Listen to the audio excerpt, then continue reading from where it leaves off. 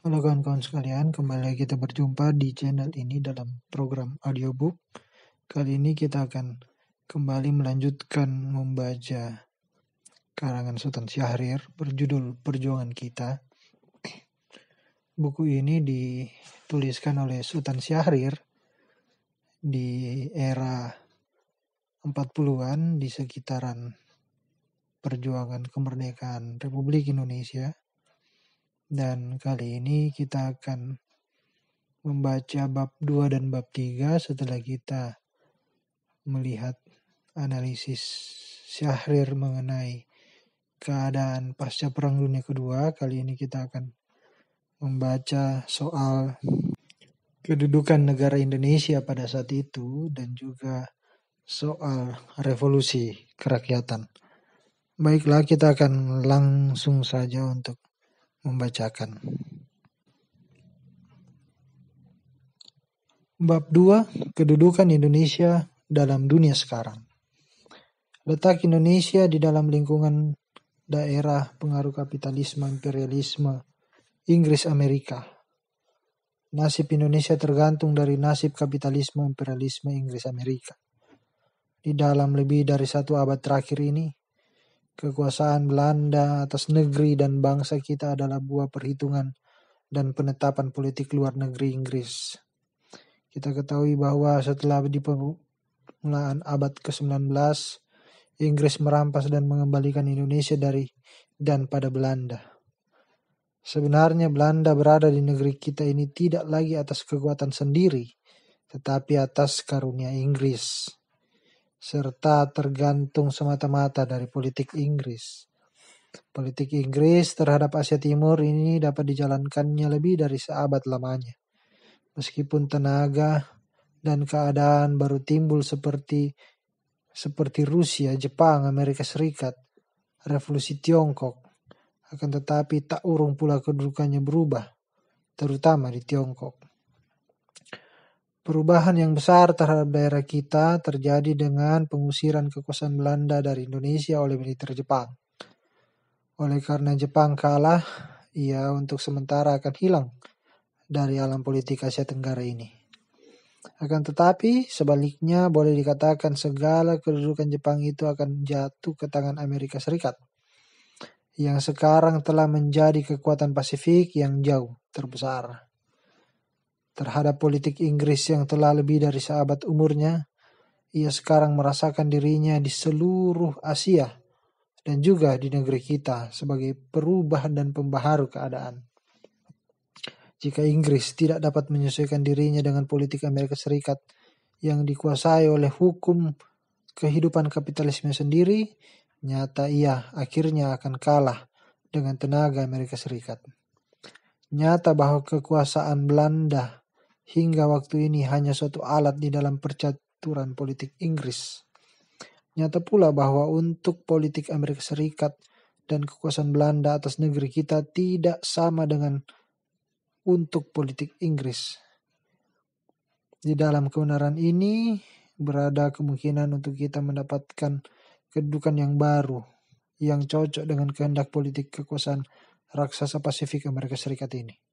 Akan tetapi juga batas kemungkinan bagi kita selama susunan dunia berupa kapitalistis dan imperialistis seperti sekarang. Sekarang itu kita tetap akan berada di dalam dan diliputi oleh alam imperialisme kapitalisme Amerika Inggris. Dan bagaimana juga usaha kita sendiri tidak akan cukup tenaga untuk meruntuhkan alam itu yang akan dapat memberi kita kemerdekaan yang sepenuh-penuhnya. Oleh karena itu, maka nasib Indonesia lebih daripada nasib bangsa-bangsa lain di dunia tergantung pada keadaan dan sejarah internasional. Dan lebih pula dari bangsa lain, bangsa kita memerlukan berubahnya dasar-dasar pergaulan hidup kemanusiaan yang akan dapat menghilangkan imperialisme dan kapitalisme di dunia ini. Selama ini belum terjadi, maka perjuangan kebangsaan kita akan tidak dapat memuaskan sepenuh-penuhnya, serta kemerdekaan yang kita dapat jika kita peroleh sepenuhnya terhadap Belanda pun hanya berupa kemerdekaan seperti yang terlihat pada lain-lain negeri kecil. yang dibawa pengaruh negeri kapitalis yang besar, yaitu berupa kemerdekaan nama saja. Bab 3, revolusi kerakyatan. Revolusi kita ini yang keluar berupa revolusi nasional, jika dipandang dari dalam berupa revolusi kerakyatan. Meskipun kita telah berpuluh tahun berada di dalam lalu lintas dunia modern, meskipun masyarakat negeri kita telah sangat dirubah dan dipengaruhi olehnya, akan tetapi di seluruh kehidupan rakyat kita, terutama di desa, alam kehidupan serta pikiran orang masih feodal. Penjajahan Belanda berpegang pada segala sisa-sisa feodalisme itu untuk menahan kemajuan sejarah bangsa kita. Begitu umpamanya pangrepraja tak lain dari alat yang dibuat oleh penjajah Belanda dari warisan feodal masyarakat kita. Berupa-rupa aturan yang dilakukan atas rakyat kita desa tak lain daripada lanjutan yang lebih teratur daripada kebiasaan feodal. Demikian pengaruh yang begitu rendah terhadap diri orang desa yang masih dipandang setengah budak belian, bukan saja di dalam mata kaum nikrat kita, akan tetapi juga di dalam pandangan kaum penjajah Belanda. Penjajah Belanda itu mencari kekuatannya dengan perkawinan rasio modern dengan feodalisme Indonesia. Menjadi akhirnya contoh fasisme yang terutama di dunia ini. Fasisme di tanah jajahan jauh mendahului fasisme Hitler ataupun Mussolini. Sebelum Hitler mengadakan konsentrasi kamp Buchenwald atau Belsen, Bovendigul sudah lebih dahulu diadakan. Oleh karena itu maka pergerakan rakyat kita dari sejak mula di dalam menentang penjajahan asing sebenarnya menentang feodal burokrasi dan akhirnya autokrasi dan fasisme jajahan Belanda. Dan oleh karena itu pergerakan kerakyatan yang sejati. Tuntutan kedaulatan rakyat di dalam pergerakan kita itu memang sebagai gambaran yang sebenarnya tentang persoalan rakyat kita terhadap penjajahan asing yang autokratis dan fasistis itu. Rakyat di dalam perjuangan sebagai bangsa menuntut hak-hak kemanusiaannya yang akan memberi ia jaminan bahwa ia tak akan dapat diperlakukan lagi sebagai budak belian. Oleh karena itu, maka di dalam pandangan kita, revolusi kita sekarang adalah revolusi nasional dan revolusi kerakyatan yang bersangkutan dengan alam feodal di negeri dan masyarakat kita, terutama desa. Akan tetapi, tentu saja kita tak dapat menyamakan revolusi kita ini dengan umpamanya revolusi Perancis. Kita berada di dalam dunia yang telah dapat mempergunakan kekuatan atom dengan teknik dan susunan serta kepintaran yang sama sekali tak dapat disamakan dengan dunia dan keadaan waktu zaman revolusi Perancis. Masyarakat kita sendiri mengenal susunan trust dan kartel, telegraf, radio, pabrik-pabrik, dan perusahaan kapital besar seperti minyak dan lain-lain, yang menyatakan pada kita bahwa meskipun kita menetapkan bahwa revolusi kita ini revolusi kerakyatan, sekali-kali kita jangan keliru hingga hendak menyamakannya dengan revolusi Perancis di dalam kedudukan dan kemungkinannya. Tak kala revolusi Perancis belum ada kapitalisme imperialisme dunia seperti yang digambarkan di atas, serta dunia belum pula menjadi satu di dalam perhubungan ekonomi seperti sekarang, dan pula susunan dan kedudukan masyarakat serta negeri Perancis berbeda sama sekali dengan susunan dan kedudukan masyarakat dan negeri kita Indonesia sekarang. Perancis serta revolusi Perancis adalah perintis serta pembuka jalan untuk dunia yang kapitalistis dan imperialistis. Sedangkan revolusi kita ini sebenarnya harus dipandang revolusi yang akan turut menutup sejarah kapitalistis imperialis. Sehingga perjuangan sosial yang telah berlaku di dunia sebagai akibat dari sistem kapitalis imperialis yang merupakan perjuangan kaum buruh, perjuangan kaum sosialis, dan segala kemenangan kemajuannya seperti terdapat di dunia pada waktu ini tentu membedakan benar kedudukan revolusi kita dari revolusi Perancis yang hanya demokratis burgerly itu. Jadi memang revolusi kita ini tak dapat lain juga bercorak sosial, bahwa di dalam revolusi kita ini kaum buruh berkedudukan yang pada pokok lainnya daripada kaum buruh di negeri Perancis di dalam zaman revolusi Perancis. meskipun di dalam mentalitasnya terdapat beberapa persamaan, yaitu tanda mudanya dan kekurangan kesadaran kelas. Corak sosial revolusi kita ini menunjukkan pula kemungkinan sosial yang ada di dalam revolusi kita. Sebab segala faktor ini dinamis. Tetapi seperti telah dikemukakan di atas, segala-gala ini terutama tergantung pada keadaan serta kemungkinan internasional untuk negeri kita. Subjektif memang corak sosial revolusi kita akan dapat lebih jelas dan mendalam. Akan tetapi objektif kemungkinan berlanjutnya akan sama sekali tergantung daripada perubahan-perubahan yang akan berlaku di dunia. Batas-batasnya telah saja dikemukakan di atas. Kita akan lanjut ke bab 4, revolusi nasional. Keluar bentuk revolusi berupa nasional ke dalam menurut hukum masyarakat demokratis dengan corak sosial. Jika kurang memahamkan kebenaran sehingga ke dalam pun yang kita anjurkan hanya revolusi nasional saja, dengan tidak ada atau kurang pengertian tentang kedudukan demokrasi di dalam pengorbanan masyarakat kita, bahaya sangat besar bahwa kita, oleh karena tak dapat mengukur musuh kita feodalisme, kita berkawan dengan semangat feodalisme yang masih hidup sesuai dengan semacam nasionalisme. Menjadi nasionalisme yang mempunyai semacam solidarisme, yaitu solidarisme feodal yang hierarkis, menjadi fasisme alias musuh kemajuan dunia dan rakyat yang sebesar-besarnya.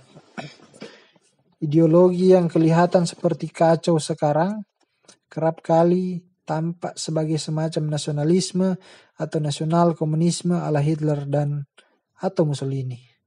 Oleh karena itu, maka di dalam menyusun kekuatan masyarakat kita, di dalam revolusi kita ini, harus kita sedikit pun tak boleh lupa bahwa kita mengadakan revolusi demokrasi.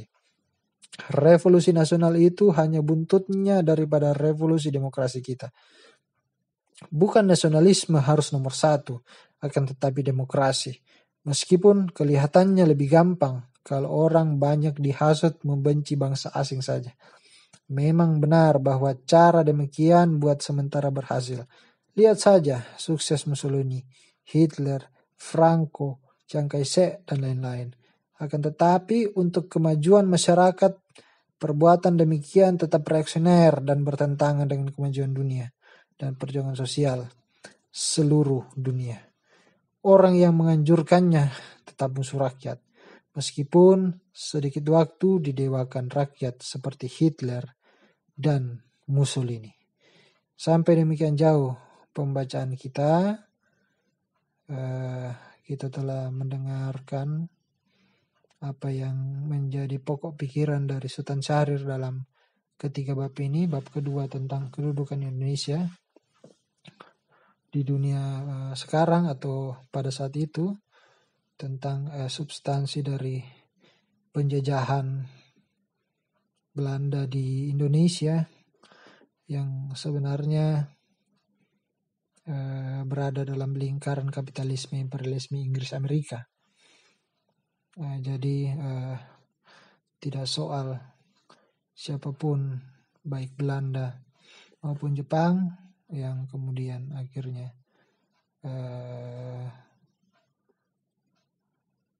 Jepang mengusir Belanda pada saat itu dan Jepang kemudian dikalahkan oleh Amerika Serikat. Namun lingkaran kapitalisme imperialisme ini ada di antara Inggris dan Amerika Serikat. Dan juga Syahrir menjelaskan tentang revolusi kita, revolusi kerakyatan. Ada revolusi yang berupaya untuk menghapus feodalisme itu sendiri.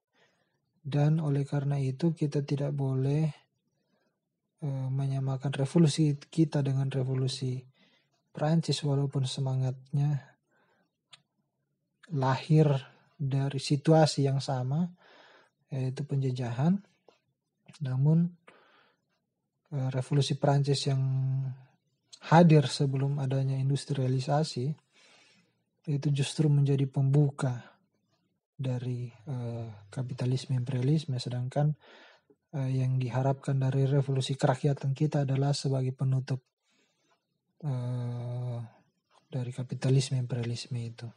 Dan kemudian juga Syahrir menjelaskan tentang revolusi nasional yang pada substansinya harus menjadi revolusi demokrasi, dan dengan begitu bahwa nasional yang ada di dalam pemahaman revolusi kita bukan semata-mata bahwa itu menjadi hal yang nomor satu. Lagi-lagi ini menurut pendapat Syahrir. Oleh karena itu nasionalisme bukan menjadi tujuan atau bukan menjadi hal yang utama, melainkan demokrasi atau sosial demokrasi yang menjadi tujuan dari revolusi atau terbentuknya negara Indonesia. Nah, itu yang mungkin kita bisa tangkap atau kita bisa telaah, dan kemudian kembali kepada teman-teman, lagi-lagi jangan cuman sampai pada mendengar bacaan-bacaan atau pendapat-pendapat analisis dari Syahrir khususnya pada kesempatan kali ini, tapi lanjutkan dengan dialog diskusi dengan komunitas, kelompok, kawan, rekan perjuangan untuk bisa melihat pikiran-pikiran para tokoh bangsa ini dalam relevansinya di masa-masa sekarang. Baiklah, kita akan lanjut lagi di kesempatan yang lain, dan tetap kita akan melanjutkan juga untuk pembacaan buku Perjuangan Kita karya Sultan Syahrir ini. Terima kasih, sampai jumpa lagi.